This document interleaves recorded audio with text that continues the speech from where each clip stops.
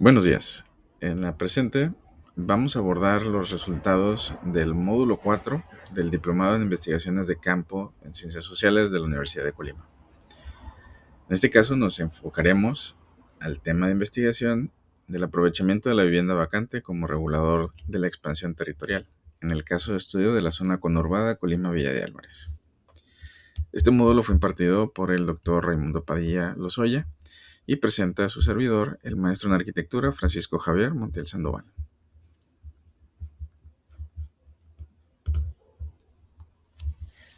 Como parte del entendimiento de la cuestión de la vivienda, debemos de comprender que los cambios y definiciones del hábitat van más allá de la problemática que tenemos actualmente.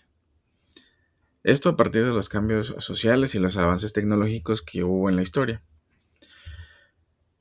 A partir del siglo XIX, la revolución industrial trajo muchas consecuencias en la manera de organizar el territorio y en la manera de ver las ciudades, en donde el espacio urbano se empezó a adaptar a la función del trabajo y la vivienda empezó a acomodarse en el lugar en las cuales las actividades productivas le dieran el espacio.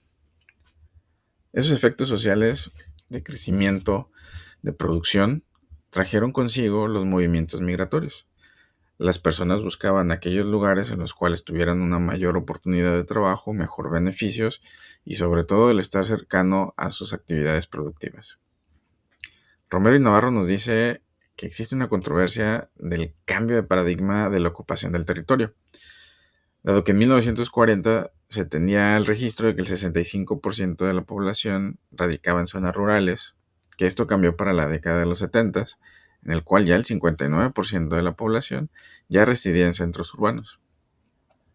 Esto trajo consigo mucha presión por parte de la sociedad hacia las instancias gubernamentales, dado que el crecimiento demográfico, aunado a los movimientos migratorios, demandaban más necesidades de la ciudad, dónde habitar, dónde recrearse, dónde estudiar, salud, etcétera, etcétera.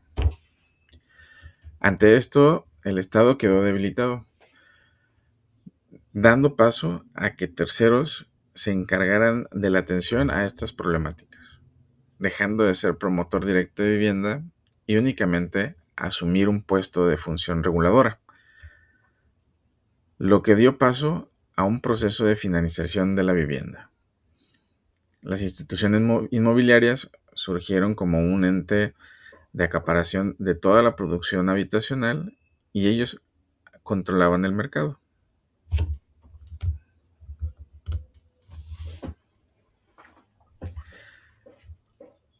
¿Con base a qué se ha manejado toda esta experiencia?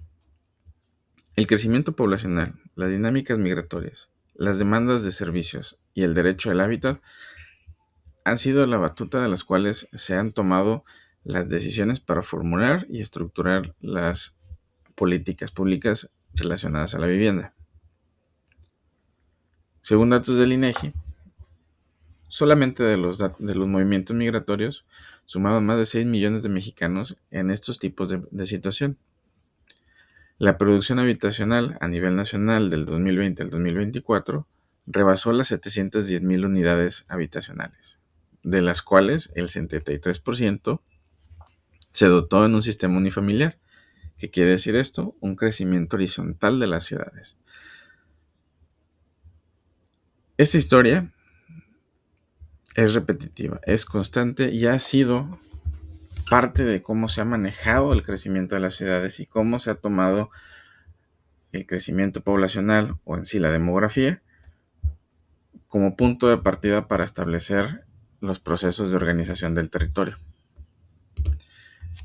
¿Qué ha traído como consecuencias?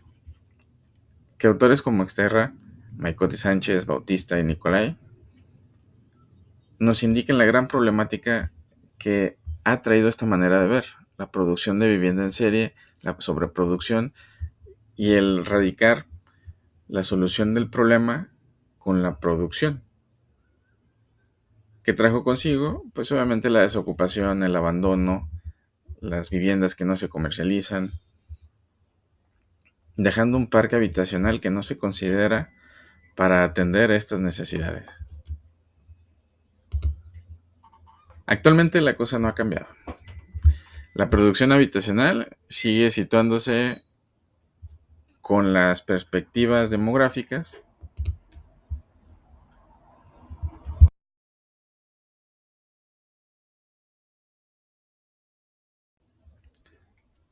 abanderándose de esta manera ante una necesidad.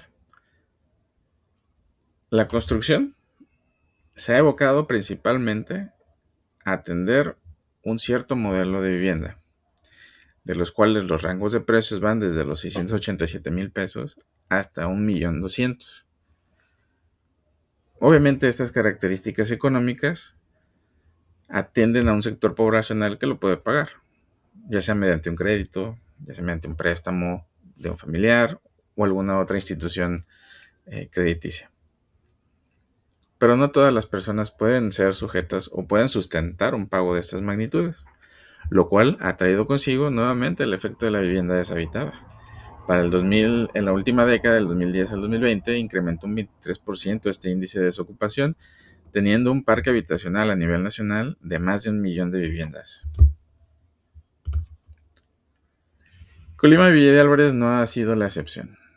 El crecimiento poblacional es un efecto que se ha manejado y se sigue viendo y es una naturalidad del proceso social.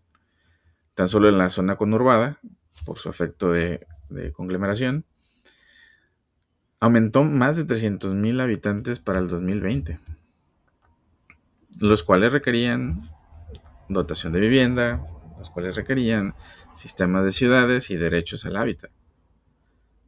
Que trajo consigo este tipo de producciones, este tipo de manejo y el incremento demográfico, pues obviamente la sobreproducción habitacional, ligado nuevamente a un índice de desocupación que para nivel estatal estamos sobre el 16% del índice de desocupación. La tasa media de desocupación a nivel nacional es del 14%. Estamos hablando que para el estado de Colima estamos 2 puntos porcentuales por arriba de la situación nacional. ¿Cómo se ha tratado de explicar esto? El Plan Estatal de Desarrollo del Estado de Colima menciona dos puntos principales. Una, que ha habido poca comercialización de la vivienda. ¿Qué quiere decir esto? Se produce vivienda, pero no se termina de vender. Y la otra, que esa que sí se vendió, que sí se logró colocar en el mercado, por falta de recursos de las familias, no pueden continuar pagando el crédito inmobiliario.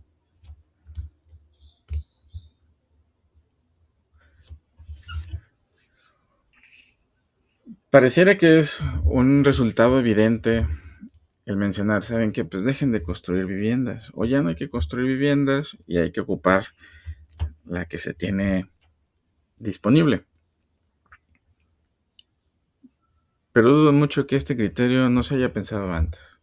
El detalle radica en, ¿existirá alguna legislación el cual me ayude a idealizar y manejar esta vivienda disponible? Si lo hay, ¿qué actores deben de intervenir? Y si no, también quiénes deberían de poner en marcha este tipo de legislación. ¿O será acaso que estamos destinados como pueblo a repetir nuestra historia?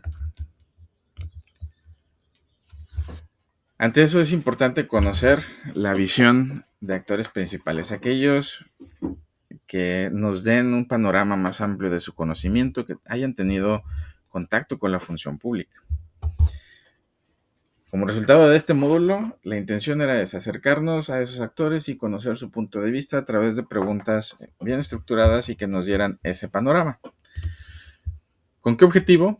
Con entender el contexto legislativo de la vivienda y cómo ha sido su manejo. Sí, responder estas preguntas que hicimos anteriormente. ¿Existe de verdad alguna legislación que nos pueda orientar hacia el aprovechamiento de este tipo de viviendas o marcar estrategias para su aprovechamiento? ¿Con quiénes nos tenemos que dirigir? Con aquellas personas que hayan tenido acercamiento a la función pública, que hayan estado inmersas. Porque personas externas existen estudiosos, existen académicos, existen consultores que manejan la legislación y que a lo mejor conocen los procesos. Pero estando dentro de la función pública, el panorama puede cambiar y podemos tener mejores acercamientos a las respuestas. El diseño de las preguntas debe ser una conversación fluida, que no se sienta un ataque directo hacia su posición o hacia su postura como expertos en la materia, sino que vayan desahogando poco a poco la información sin tener una presión de ser específicos o sin ser criticados de una manera directa. Teniendo este fondo, vamos a analizar la situación, vamos a analizar la información y cuáles han sido los resultados de la postura de la legislación y de los actores principales. Para esto separamos en 3 bloques la estructura de la entrevista. En la primera, con datos generales, conocer su trayectoria profesional, en qué dependencias han participado. En el segundo, su conocimiento sobre la legislación y políticas urbanas enfocadas al desarrollo urbano, principalmente a la vivienda. Y por último, tocar el tema que nos atañe, que es la vivienda vacía, abandonada o vacante. ¿Qué tanto conocimiento tienen? ¿La han escuchado hablar? ¿Han trabajado con esos temas dentro de su desarrollo profesional? Y al final, su postura acerca de este pendiente específicamente, que es la vivienda vacante.